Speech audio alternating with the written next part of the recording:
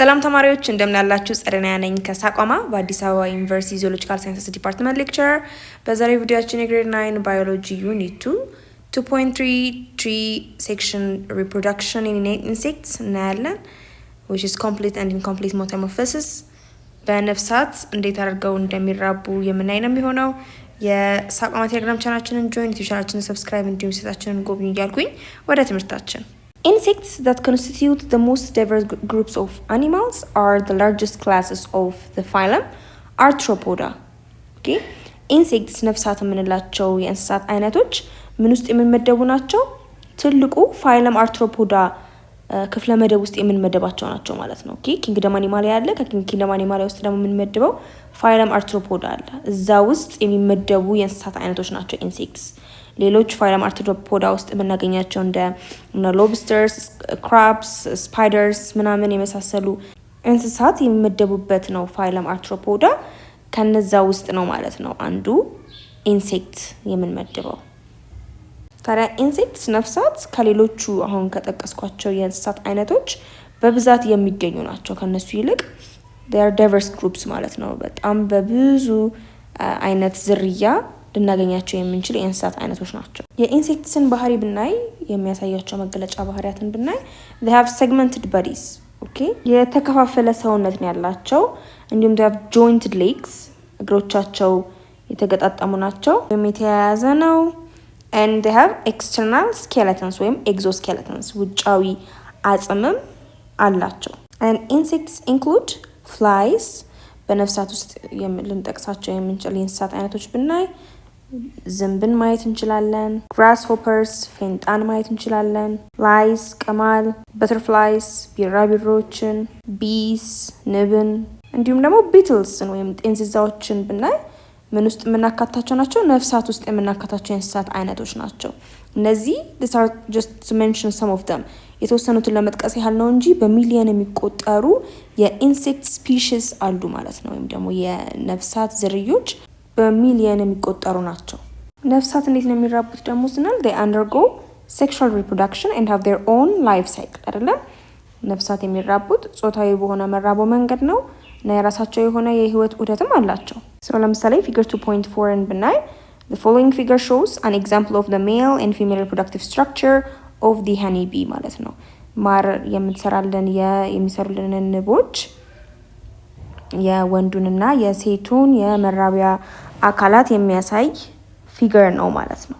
ኦኬ ስለዚህ ሴቷን ወንዱም የሚራቡበት የመራቢያ አካላት አሏቸው። እስቲ እነዚህን መራቢያ አካላቶች በደንብ ከማየታችን በፊት እናንተ ምን ታደርጋላችሁ? ኢንኳየሪ አክቲቪቲ 2.7 እንሰራላችሁ። it's examining reproductive structures of the honey bee ምን ታደርጋላችሁ? እንዴት ነው የምትሰሩት? ይሄን አክቲቪቲ በየነ ግሩፕ በቡድን ትሆኑና you search from the library or the internet ቤተ መጻሕፍት ገብታችሁ ወይም ኢንተርኔት ላይ ትፈልጋላችሁ። ስለምን እንደው የምትፈልጉት about the function of each male and female reproductive structures as indicated in figure 2.4 above ማለት ነው። ቀደም ሲል ያየነው ፊገር ላይ ያየነውን የወንዱንና የሴቱን የመራቢያ መዋቅሮች በንብ ላይ የምናገኛቸውን የመራቢያ መዋቅሮች አካላት ምን እንደሆኑ ተግባራቸው ምን እንደሆነ ሰርች አድርጋችሁ ተወያዩባቸው ነው የሚለው። እስቲኛ ለማየት እንሞክር አንድ በአንድ። የወንዱን ሃኒቢ ድሮን የምንለውን ወንዱን ንብ ያለውን የመራቢያ አካል ስትራክቸሮችና ተግባራቶቻቸውን ስናይ አንደኛው ምን አለው? ተስትስ አለው። እዚህ ጋር እንደምታዩት ተስትስ አለው ወንዱ ንብ። ይሄ ተስትስ የምንለው መዋቅር ምንድነው ተግባሩ? it produces millions of sperm during development ማለት ነው።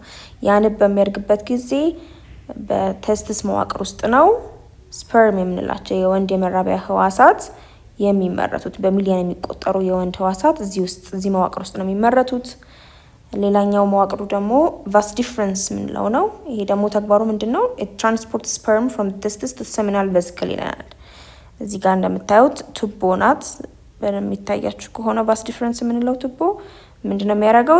testis ውስጥ ተመርተው የነበሩትን ስፐርምስ የመራቢያ ህዋሳት ያጓጉዛል ማለት ነው። ወዴት? ወደ seminal vesicle ወደሚገኙበት። ኦኬ seminal vesicle ደግሞ ስፐርሙ የሚቀመጥበት ቦታ ነው።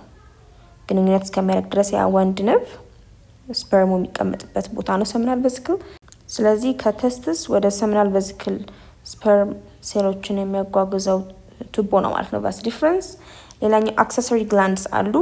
እነዚህ አክሰሰሪ ግላንድስ እዚህ ጋር እንደምታያቸው እጢዎች ናቸው። ኦኬ እነዚህ እጢዎች ደግሞ ምንድነው ስራቸው? ሰሚናል ፍሉድስ that help they produce seminal fluids that help nourish and protect sperm ማለት ነው። እዚህ ተስስ ውስጥ ተመርተው የመጡትን የመራቢያ ህዋሳት የሚመግብ እንዲሁም ደግሞ የሚጠብቅ ፈሳሽ ነው። ኦኬ እሱን ፈሳሽ የሚያመርቱልን እጢዎች ናቸው ማለት ነው። these accessory glands የምንላቸው እዚህ ጋር ያሉት ሰሚናል ቬሲክል ቅድም እንዳልኩት መቃመጫው ነው።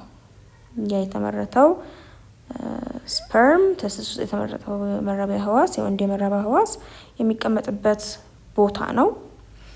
and ejaculatory duct አለ። ejaculatory duct ደግሞ እዚህ ጋር እንደምታዩት it conducts sperm and fluids to the penis during ejaculation ማለት ነው። ወንዱ ንብ ግንኙነት በሚያደርግበት ጊዜ ያ ተቀምጦ የነበረው ሰሚናል ቬሲክል ውስጥ ተቀምጦ የነበረው ፈሳሽና ስፐርም ሴልስ ወደ ፒነስ ወደምንለው መዋቅር እንዲሄድ የሚያስችል ቱቦ ነው ማለት ነው። ዳክት ነው ማለት ነው። ኦኬ ደን መጨረሻ ላይ ፒነስ አለ። ይሄ ፒነስ ደግሞ የንቡ ፒነስ ምን ያደርጋል? it delivers sperm into the queen during mating, breaks off afterwards, mating sign. ኦኬ ይሄ በግንኙነት ጊዜ ከንግስቲቱ ሴት ንብ ጋር ማድረግ ማለት ነው። ስፐርሙን የሚያስተላልፍበት መዋቅሩ ነው ማለት ነው።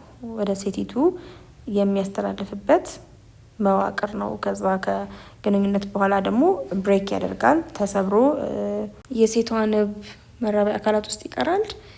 ከዛ ወንዱ ንብ ይሞታል ማለት ነው። ስለዚህ እነዚህ ናቸው ማለት ነው የወንድ ንብ የድሮን የመራቢያ አካላቶቹና ተግባራቶቻቸው።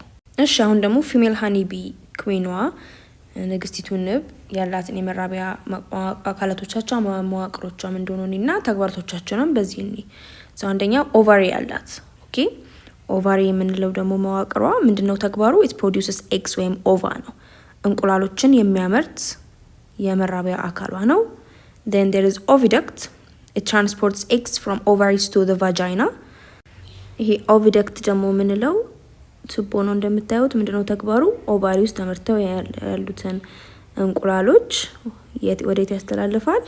ወደ ቫጃይና ወደሚባለው መዋቅሯ የሚያጓጉዝ ቱቦ ነው ማለት ነው ኦቪደክት። and there are accessory glands አሉ። accessory glands ደግሞ ምንድነው ተግባራታቸው? the secret lubricants and other fluids to aid egg laying ማለት ነው። የተለያዩ ፈሳሻማ የሆኑ ቅባቶችን እና ፈሳሾችን የሚያመርቱ እጢዎች ናቸው accessory glands። ንቢቷ እንቁላል በምትጥል ጊዜ የሚያግዟት ማለት ነው። እነሱን ፈሳሾች የሚያመርቱ ናቸው accessory glands። and spermatheca ደግሞ የሚባል መዋቅር አላት። ኦኬ spermatheca የሚባለው መዋቅር it stores sperm received during mating used for fertilizing eggs over time። ስፐርም ከስሙ እንደምታዩት ስፐርሙን በግንኙነት ጊዜ ከወንዱ ከድሮኑ የተቀበለችውን ስፐርም የወንድ ዘር ፈሳሽ የሚያከማችና የሚያስቀምጥ ነው ማለት ነው። ይሄ ከዛ ቀስ በቀስ ከዛ ስፐርም እየተወሰደ ስለሆነ ማለት ነው ኤጎቿን ፈርቲላይዝ የምታደርገው ጽንሰት እንዲፈጠር የምታደርገው ማለት ነው። ቫጃይና ደግሞ ሌላኛው መዋቅር ነው ያላት ንግስቲቷ ንብ። ይሄ ደግሞ it's a passage through which eggs are laid and sperm is received ማለት ነው። በግንኙነት ጊዜ ከወንዴው ንብ ከድሮኑ ስፐርም የወንዴ ዘር ፈሳሽ የምትቀበልበት እንዲሁም ደግሞ እንቁላሎቿን የምትጥልበት ማለፊያ ቦታ ነው ማለት ነው። ማለፊያ መዋቅር ነው ማለት ነው። ስለዚህ በአጠቃላይ የፊሜል ሃኒ ቢክ ወይም የኪዩኗ የመራቢያ አካላትና ተግባራቶቻቸው እነዚህን ይመስላሉ። so during sexual reproduction ንቦች ጾታዊ የሆነ መራብ በሚራቡበት ጊዜ ምንድነው የሚሆነው? eggs are usually fertilized internally አይደለ? internal fertilization ነው የሚጠቀሙት። ምን ማለት ነው? እንቁላሉ ከወንዱ የመራቢያ ህዋስ ከስፐርሙ ጋር የሚዋሃደው በሴቷ ሰውነት ውስጥ ነው። so it's internally ማለት ነው። ኦኬ አንድ ላይ ግንኙነት ካደረጉ በኋላ ጽንሰት የሚፈጠረው በሴቷ የመራቢያ አካል ውስጥ ነው። However, some insects undergo parthenogenesis, a process in which an individual develops from unfertilized eggs. ነገር ግን አንድ ማወቅ ያለብን ነገር ምንድነው? ሁል ጊዜ ንቦች የሚራቡት ሴክሹዋሊ አይደለም። ኤሴክሹዋሊ በሆነ መልኩም በባለፉት ቪዲዮዎቻችን ታስታውሱ እንደሆነ ጾታዊ የሆነ በሆነ መልኩም ሊራቡ ይችላሉ። እንዴት ካለን ሴቲቱ ንግስት እንቁላሎቿን ያለ ምንም የወንድ የመራቢያ ህዋስ ራሱን ወደቻለ ወደ አንድ ንብ ማሳደግ ትችላለች ማለት ነው። ኤሴክሹዋል በሆነ መንገድ ምንም አይነት ጾታዊ ግንኙነት ሳይኖር ማለት ነው። ሶ ዊ ኮል ያንን ፕሮሰስ ያንን ሂደት ፓርቲኖጀነሲስ ብለናል ታስታውሱ እንደሆነ። ስለዚህ ዳይፕሎይድ ኪዩን አለች፣ ንግስቲቷን የሆነችው ፊሜል ንብ አለች። ኤሴክሹዋል በሆነ መንገድ ሃፕሎይድ የሆነ ከንግስቲቱ እንቁላል ብቻ ማደግ የሚችል ንብ አለ። እሱም ድሮን ሜል ነው የሚሆነው ማለት ነው። ነገር ግን በሴክሹዋል በሆነ መንገድ ጾታዊ በሆነ መንገድ ከሌላ ከሃፕሎይድ ድሮን ጋር ግንኙነት አድርጋ የምትወልዳቸውን ደግሞ ንቦች ምን ይሆናሉ? ወርከር የሆኑ ፊሜል እና ኪዊን የሆነች ፊሜል የሆኑ ሌላ ንቦችን ልትወልድ ትችላለች ማለት ነው። ነገር ግን ወንዱ ንብ የሚወለደው የሚገኘው ኤሴክሹዋል በሆነ ሪፕሮዳክሽን ነው ማለት ነው። ንግስቲቱ እንቁላሎቿን ከራሷ ብቻ ሃፕሎይድ ድሮን እንደምታዩት ዳይፕሎይድ አይደለም። ኦኬ ከአባት ከእናት የተገኘ ክሮሞዞም ኖሮት አይደለም የሚወለደው። ከእናቱ ብቻ ያገኘውን ክሮሞዞም ይዞ የሚወለድ የወንዴ ንብ ሊኖራት የሚችልበት ሁኔታ አለ። እሱ ነው ፓርቲኖጀነሲስ የምንለው ነው። እዚህ ጋር ኢን ሴክሹዋል ሪፕሮዳክሽን ግን ጾታዊ በሆነ መራቡ ጊዜ the male produces sperm and fertilizes the egg produced by the female during mating ማለት ነው።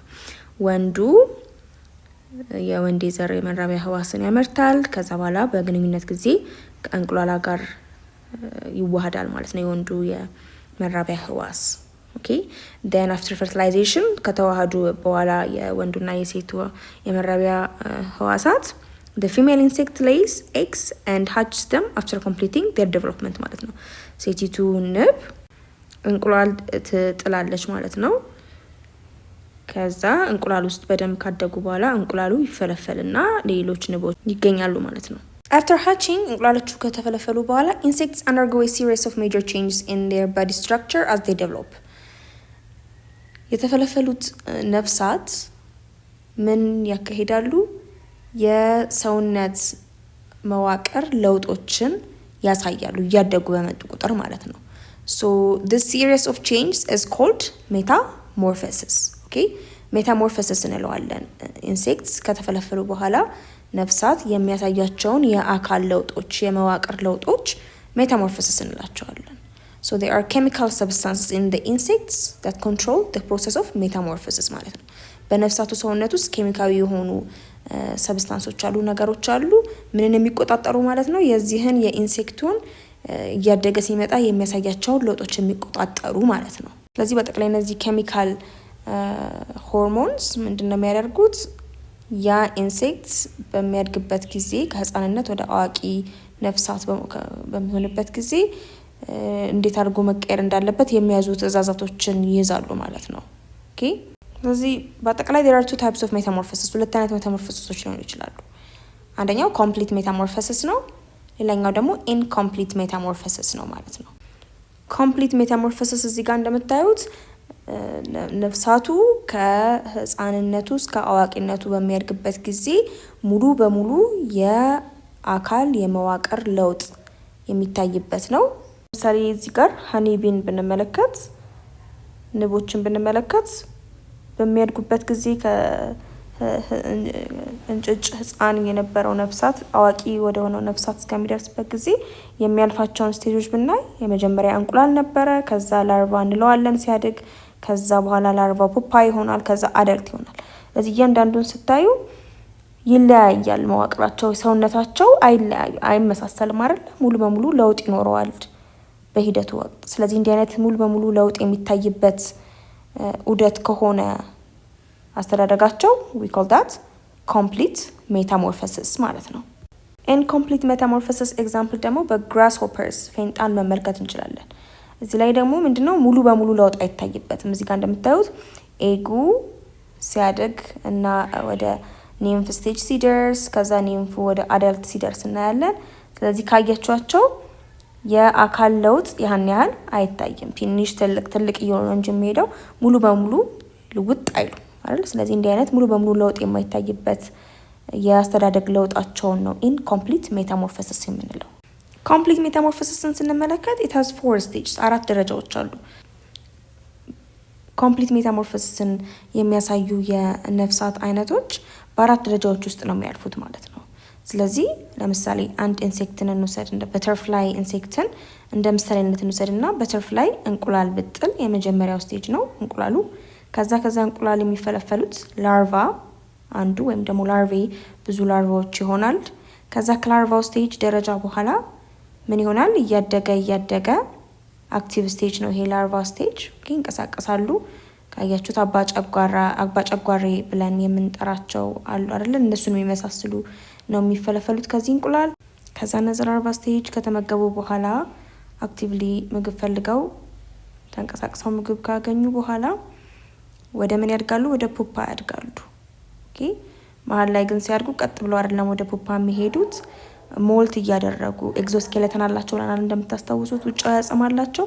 ስለዚህ እነዛ ውጫዊ አጽማቸው እያደጉ በመጡ ቁጥር ከላዩ ላይ እየተላቀቀ ከዛ ደግሞ ሌላ አሁን እኛ ልብስ እያደግን ስንመጣ ሲጠበን ሌላ ልብስ እንደምንገዛው ከላያቸው ላይ ኤግዞስኬሌተናቸው ውጫዊ አጽማቸውን እያወለቁ አዲስ ኤግዞስኬሌተን እየሰሩ ነው ማለት ነው የሚያድጉት። ከዛ በደንብ ካደጉ በኋላና የተለያዩ የሰውነት ክፍሎቻቸውን ካዳበሩ በኋላ ወደ ፒውፓ ስቴጅ ይገባሉ ማለት ነው። እዚህኛው ስቴጅ ላይ ከገቡ በኋላ አይንቀሳቀሱም፣ ኢንአክቲቭ ናቸው፣ ልክ እንደ ላርቫ አይደሉም።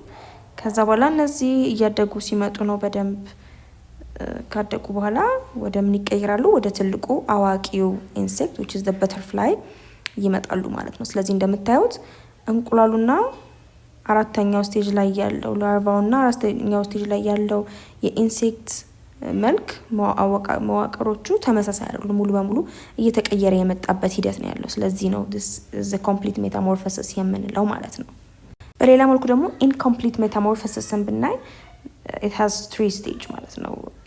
ሙሉ በሙሉ የማይለወጡበትን የአስተዳደግ ሂደታቸውን ብናይ ደግሞ 3 ደረጃ ነው ያለው። እዚህ ጋር እንደምታዩት ኤግ አለ የሚጣለው ኤግ።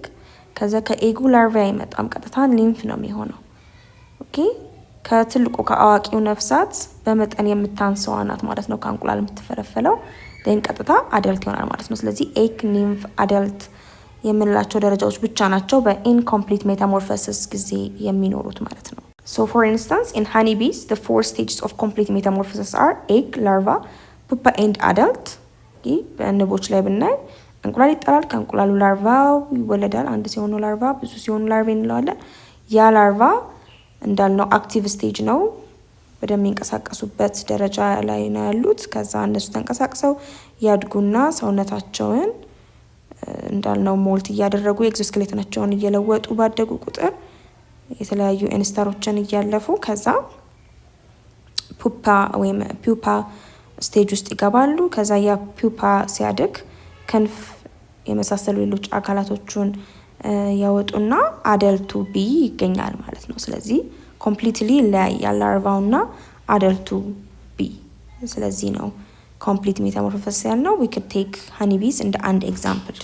in grasshoppers ፌንጣዎች ወይም አንበጣዎችን ደግሞ ብናይ they have 3 stages of incomplete metamorphosis አይደለ? ኤግ፣ ኒምፍ እና አደልት ነው ያላቸው። እንቁላል አለ። ከዛ ከእንቁላሉ የሚፈለፈለው ከአዋቂ አንበጣው አነስ ያለ በመጠን ግን ራሱን አንበጣውን የሚመስል ነው የሚፈለፈለው። that's what we call nymph እንለዋለን። ከዛ አሁንም ኒምፉ እያደገ ሞልት እያደረገ ሲያድግ በመጠን ሲጨምር ኤግዞስኬሌተኑን እየቀየረ እያስወገደ አዲስ ኤግዞስኬሌተን እየሰራ ውጫዊ አጽም እየሰራ ያድግና አደልት አንበጣ ይደርሳል ማለት ነው። ስለዚህ ግራስሆፐርስን ደግሞ ኢንኮምፕሊት ሜታሞርፎሲስ የሚያሳዩ ኢንሴክትስ አድርገን መውሰድ እንችላለን ማለት ነው። እስቲ አሁን ኢንኳየሪ አክቲቪቲ 2.8 እንስራ። ምን ይላል? ኤግዛማይኒንግ ሪፕሮዳክሽን ኢን ግራስሆፐር ኤንድ ሜታሞርፎሲስ ይላል።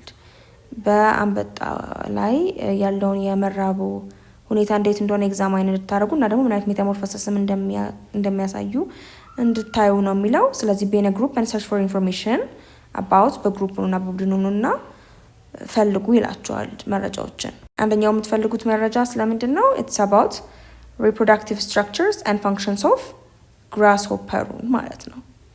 ኦኬ የግራስሆፐር የመራቢያ አካላቶቻቸው መዋቅሮቻቸውንና ተግባራቶቹን ፈልጉ ነው የሚለው። ስለዚህ የግራስሆፐርስን የመራቢያ አካላቶች መዋቅሮችና ተግባራቶቻቸውን ስናይ አንደኛው ተስትስ አለው ሜሉ ኦኬ which produces sperm ልክ ቢ ላይ እንዳየናቸው መዋቅሮች ናቸው አይለያዩም በብዛት። ስለዚህ this testis የወንዱ አንበጣ ላይ grasshopper ላይ የምናገኘው testis ያለው አካል it produces sperm የወንድ የመራቢያ ህዋሳትን ያመርታል። vas difference አላቸው። ይሄም ደግሞ ስፐርሙን ከተስቲስ ከሚመረትበት ቴስቲስ ወደ ኤጃኩሌተሪ ዳክት የሚያጓጉዝ አካል አላቸው። ፔኒስ አላቸው ወይም ደግሞ ኤያደገስ የሚባል መዋቅር አላቸው። ይህ ደግሞ ትራንስፈርስ ስፐርም into the female during copulation ግንኙነት በሚያደርጉበት ጊዜ ከሴቲቷ grasshopper ጋር ስፐርሙን የሚያስተላልፍበት መዋቅሩ ነው ማለት ነው። ሴቶች ጋር ደግሞ ሴቶቹ grasshopper ጋር ስንመጣ ደግሞ they have got ovaries እንቁላል የሚያመርት ኦቫሪ ምንለው መዋቅር አላቸው። እንቁላሎቹን ያመርታል ያ አካል። ከዛ ኦቪደክት አላቸው። ይሄ ኦቪደክት ደግሞ they carry the egg from the ovaries to the genital chamber ጀኒታል ቻምበራቸው ጋር አለ ክፍት የሆነ አካል አላቸው። ከእንቁላሎቹን ከኦቫሪ ወደሱ የሚያጓጉዙ ናቸው። ሌላ ደግሞ ስፐርማቲካ አላቸው። ይሄ ደግሞ ስፐርሙን ከወንዱ ከተቀበለች በኋላ ሴቲቱ grasshopper ስፐርሙን የወንድ የዘር ፈሳሹን የምታስቀምጥበት ቦታ ነው። ጀኒታል ኦፕኒንግ አላት። ይሄ ደግሞ it releases fertilized eggs during oviposition ማለት ነው። የፈርቲላይዝድ የሆነ የተጸነሰ እንቁላልን የምትጥልበት አካሏ ነው this genital opening። ከኛ ደግሞ ovipositor የምንለው መዋቅር አላት። ይህንን ovipositor የምንለው መዋቅሯን ተጠቅማ ነው እንቁላሎቿን አፈር ውስጥ ቦርቡራ ሴፍ የሆነ ቦታ ደህንነት የተጠበቀ ቦታ እንቁላሎቿን የምትጥልበት አካሏ ነው ማለት ነው። ስለዚህ እስካሁን ያየናቸውን አካላት ማየት እንችላለን ማለት ነው። እዚህ ጋር የሴቲቷን ኦቫሪስ፣ ቫጃይናዋን፣ ስፐርማቲካዋን፣ ኦቪፖሲተሯን the ovaries and the accessory glands እንዳለ የሴቲቷ grasshopper መዋቅራቶቿ ማየት እንችላለን ማለት ነው። በሁለተኛ ደረጃ ሰርች የምታደርጉት ነገር is the definition of each stage as well as the similarities and differences between the two types of metamorphosis። ሁለት አይነት ሜታሞርፎሲስ አሉ ብለናል። የሁለቱ ሜታሞርፎሲስ ልዩነትና ተመሳሳይነታቸውንና የእያንዳንዱ ስቴጅ ምን ማለት እንደሆነ ዲፋይን አድርጉ ይላቸዋል። ስለዚህ ኢንኮምፕሊት ሜታሞርፎሲስ እና ኮምፕሊት ሜታሞርፎሲስ አሉ ብለናል። ሁለቱ አይነት ኢንኮምፕሊት ሜታሞርፎሲስ ላይ ኤግ፣ ኒምፍ፣ አደልት ነው የሚኖረው። ሶስቱ ስቴጅ ብለናል። ኒምፍ የምንለው ገና ከእንቁላሉ የተፈለፈሉትን ነፍሳቶቹን ነው። then they resemble the adult አይደለ ይመሳሰላሉ በመጠን ብቻ ነው የሚለያዩት ያንሳሉ እንጂ ብለናል። and then they gradually develop through molts ማለት ነው። እነዚህ ኒምፎችም ሲያድጉ different ስቴጆች አሏቸው። ኢንስታር እንላቸዋለን። እያንዳንዱ ኢንስታር ምን ማለታችን ነው? ሞልት አድርጓል ማለት ነው። ኤግዞስኬሌታቸውን እየለወጡ ነው የሚያድጉት ባደቁ ቁጥር ማለት ነው። ስለዚህ እሱ ነው ማለት ነው። አደልቱ አዋቂ ኢንሴክቱን ነው ማለት ነው። ሁለተኛው አይነት ሜታሞርፎሲስ ኮምፕሊት ሜታሞርፎሲስ ነው ብለናል። ኤግ፣ ላርቫ፣ ፒውፓ እና አደልት ነው ብለናል። ላርቫ is a worm like and different form of adult እንደ ትል መሰል እንቁላል ሲወለዱ የምናገኛቸውን የነፍሳቱን ደረጃ ነው ላርቫ የምንለው። ከአደልቱ ከአዋቂው ኢንሴክት ከአዋቂው ነፍሳት ይለያል ማለት ነው በመልክ። ፒውፓ ደግሞ is the resting stage where transformation occurs ማለት ነው። ፒውፓ ስቴጅ ጋር ከገባ በኋላ እንደ ላርቫው አክቲቭ አይደሉም የሚሆኑት ኢንሴክቶቹ ብለናል። ምንድነው የሚያደርገው ሲያድግ በዚህ ጊዜ ኢንአክቲቭ ሆኖ ሳይንቀሳቀስ ግን ባለበት በተረጋጋ ደረጃ የተለያዩ የሰውነት አካላትን የሚፈጠሩበት ስቴጅ ነው ማለት ነው ዲስ ፒውፓ። ከዛ መጨረሻ ላይ አደልት ይኖራል፣ አዋቂው ኢንሴክት ነፍሳት ይኖራል ማለት ነው። ሁለቱ አይነት ሜታሞርፎሲስ እነዚህ ናቸው። በሶስተኛ ደረጃ የምትፈልጉት which chemical substance controls metamorphosis ይለናል and how የትኞቹ ኬሚካዊ ሰብስታንሶች ናቸው ነገሮች ናቸው ሜታሞርፎሲስን የሚቆጣጠሩት እንዴት አድርገው ይለናል። ስለዚህ ምሳሌዎችን ብናይ እዚህ ጋር ለምሳሌ ጁቨናይል ሆርሞን የምንለው አለ። ይሄ ሆርሞን ምንድነው? በነፍሳት ውስጥ የሚመነጨው ሆርሞን የሚያደርገው it keeps the insect in juvenile form ባለበት የኒምፍ ወይም የላርቫ ስቴጅ እንዲቆይ የሚያደርግ የሆርሞን ነው፣ ኬሚካዊ ንጥረ ፈሳሽ ነው። ሌላኛው ደግሞ ኤክደሳውን የምንለው አለ ወይም ደግሞ ሞልቲንግ ሆርሞን። ይሄ ደግሞ ከስሙ እንደምንረዳው እዚህ ጋር ሞልቲንግ ሆርሞን እንደሚለው ትሪገርስ ሞልቲንግ ማለት ነው። ሞልቲንግ ማለት እንዳልነው እኛ ስናደግ ልብስ እየጠበበን ሌላ አዲስ ልብስ እንደምንገዛ ሁላ በላርቫቸውም ሲያደግ እንዲሁም በኒምፍ ስቴጅ ላይ ደግሞ ያሉ ኢንኮምፕሊት ሜታሞርፎሲስ ስቴጅ ውስጥ የሚያልፉ ደግሞ ኢንሴክትስ ምን ያደርጋሉ? ኤግዞስኬሌተናቸውን እያወለቁ አዲስ ደግሞ ላደገ ሰውነታቸው የሚሆን ኤግዞስኬሌተን እየሰሩ ስለሆነ የሚያድገው ያንን ሞልቲንግ ትሪገር የሚያደርግ የሚያነቃቃ ሞልት እንዲያደርጉ የሚያደርጋቸው ንጥረ ፈሳሽ ነው ማለት ነው ኤክደሶን የምንለው። ሶ ዌን ጁቨናይል ሆርሞን ድሮፕ ሲያደርግ የጁቨናይል ሆርሞን የንጥረ ፈሳሽ መጠኑ ሲያንስ የኤክደሶን ደግሞ ምን ያደርጋል? ኢኒሺየትስ ትራንስፎርሜሽን ኢንቱ ዲ አደልት ማለት ነው። ይሄ እንደቆዩ ባሉበት ስቴጅ እንዲቆዩ አይደል የሚያደርጋቸው። የዚህ ሆርሞን ደግሞ ድሮፕ ማድረግ በመመንጨቱ ማነሱ የንጥረ ፈሳሹ ማነሱ ባሉበት ስቴጅ እንዳይቆዩ ያደርጋቸዋል። ከዛ ደግሞ ኤክደሶን ደግሞ ሆርሞን ሞልቲንግ ሆርሞን ደግሞ መመንጨቱ ምን ያደርጋል ማለት ነው? ኢት ኢኒሺየትስ ትራንስፎርሜሽን ኢንቱ ዲ አደልት ማለት ነው። ከነበሩበት ከኒምፍ ወይም ከላርቫ ስቴጃቸው ወደ አደልት ወደ ፒውፓ ስቴጅ መሄድ እንዲችሉ ያደርጋቸዋል ማለት ነው። ስለዚህ እነዚህ አይነት ሆርሞኖች ናቸው ሜታሞርፎሲስን የአንድ ነፍሳት አስተዳደጉ የሚቆጣጠሩት ማለት ነው። አራተኛው እና የመጨረሻው ኢንኳሪው ዲስከሽን ጥያቄያችሁ ምን ይላል? አፍተር ዲስከሽን use a table to help you compare and contrast incomplete metamorphosis and complete metamorphosis ይላል። በሰንጠረዥ የኢንኮምፕሊት እና የኮምፕሊት ሜታሞርፎሲስን ነገሮች አወዳድሩ እንዲሁም አነጻጽሩ ይላቸዋል። ስለዚህ የኢንኮምፕሊት እና የኮምፕሊት ሜታሞርፎሲስ ፊቸሮቻቸውን ብናይ ዴቨሎፕመንታል ስቴጆቻቸው እዚህ ኢንኮምፕሊት ሜታሞርፎሲስ 3 ስቴጅ ነው ያለው። ይሄኛው ኮምፕሊት ደግሞ 4 ስቴጅ ነው ያለው። ዴቨሎፕመንታል ስቴጅ ኦፍ ዘ ኢንኮምፕሊት ሜታሞርፎሲስ ኤግ ኒምፍ አደልት ነው። ኤግ ላርቫ ፒውፓ እና አደልት ደግሞ የኮምፕሊት ሜታሞርፎሲስ ነው። ቼንጂንግ ዘ ፎርም ግራጁዋል ነው። ይሄ ደግሞ ድራስቲክ ነው። ከአንዱ ስቴጅ ወደ ሌላኛው ስቴጅ የሚሄዱት ቀስ በቀስ ነው። እንደምታዩት በመጠን እያደገ ነው የሚሄደው ለኢንኮምፕሊት ሜታሞርፎሲስ ጊዜ። ነገር ግን ኮምፕሊት ሜታሞርፎሲስ ላይ ስናየው ድራስቲካሊ ሊለወጥ ይችላል። ኤጉ ከተወሰኑ ቀናት ወይም ጊዜያቶች በኋላ ላርቫ፣ ከዛ ፒውፓ፣ ከዛ አደልት ሊሆን ይችላል። ኢንተርሚዲየት ስቴጃቸው እዚህ ላይ የኢንኮምፕሊት ሜታሞርፎሲስ ላይ ኒምፍ ነው። ሪዘምብል ያደርጋል አደልቱን፣ ይመሳሰላል በመጠን ነው እንጂ የሚያንሰው። እዚህ ጋር ደግሞ ላርቫው ነው ኢንተርሚዲየት ስቴጁ፣ ግን ከአደልቱ ይለያል ማለት ነው። በመልክ የሚለያዩ ናቸው። ሶ ሬስቲንግ ስቴጅ በኢንኮምፕሊት ሜታሞርፎሲስ ጊዜ የላቸውም። እንዳየነው ከኤግ በኋላ ኒምፉም አክቲቭ የሆነ ነው። ልክ እንደ አደልቱ በመጠን ነው እንጂ የሚለያየው፣ የሚንቀሳቀስ አክቲቭ የሆነ ነው። ነገር ግን እዚህ ጋር ፒውፓ የምንለው ስቴጅ ላይ ኢንአክቲቭ ስቴጅ አላቸው ብለናል። ስለዚህ ፒውፓ ኢዝ ዴር ኢንአክቲቭ ስቴጅ። ኤግዛምፕል ብንወስድ ግራስ ሆፐር፣ አንበጣ፣ ፌንጣ የምንላቸው ኢንሴክትስ ኢንኮምፕሊት ሜታሞርፎሲስ የሚያሳዩ የነፍሳት አይነት ናቸው። በተርፍላይስ ቢራቢሮችን ብናይ ደግሞ they show a complete metamorphosis ማለት ነው። ስለዚህ በተርፍላይ የህይወት ዑደቱን ብናይ ሙሉ በሙሉ ከኤግ አንስቶ እስከ አደልት በተርፍላይ እስከሚሆን ድረስ ሙሉ በሙሉ ለውጥ የሚያሳይበት ሁኔታ ነው ያለው ማለት ነው። የዛሬ ቪዲዮአችን ይመስል ነበረ። ስለ ኢንሴክትስ ሪፕሮዳክሽን ወይም ስለ ነፍሳት መራቦ እንዲሁም ስለ ኮምፕሊት ኤንድ ኢንኮምፕሊት ሜታሞርፎሲስ በደንብ እንደተረዳችሁ ተስፋ አረጋለሁ። የሳቋማ ቴሌግራም ቻናላችንን ጆይን፣ ዩቲዩብ ቻናላችንን ሰብስክራይብ፣ እንዲሁም ዌብሳይታችንን ጎብኙ። ጥያቄዎች፣ አስተያየቶች ካሏችሁ እዛ ላይ ጻፉልን እያልኩኝ በቀጣይ ቪዲዮ ደግሞ ስለ ሪፕሮዳክሽን ኢን ፍሮግስ የምናይ ነው የሚሆነው። እንቁራሪቶች እንዴት አድርገው እንደሚራቡ የምናይ ነው የሚሆነው። እስከዛው ሰላማችሁ ይብዛ።